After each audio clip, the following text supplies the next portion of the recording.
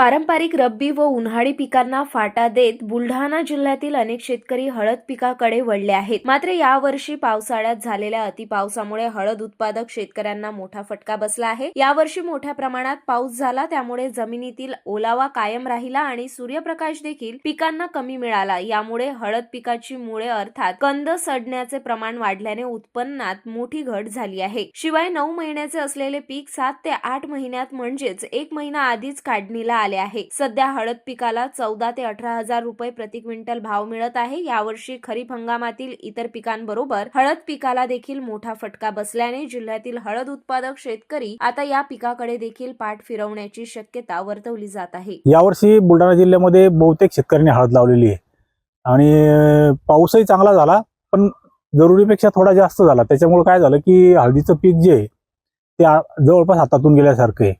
म्हणजे जास्त पाऊस झाल्यामुळे जमिनीमध्ये ओल जास्त प्रमाणात आली, सूर्यप्रकाश कमी मिळाला आणि कंद सड जी आहे ती जास्त लागली. आता हे पीक तयार झालेलं आहे, म्हणजे शेवटची स्टेपवर आहे, परंतु 2 दिवसामध्ये एकदम पिवळं पडलेलं आहे.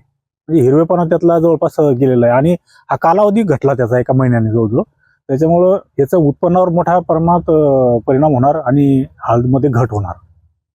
हळद उत्पादक शेतकऱ्यांना शासनाने मदतीचा हात दिला पाहिजे, कारण याच्यासाठी खर्च खूप मोठ्या प्रमाणात येतो.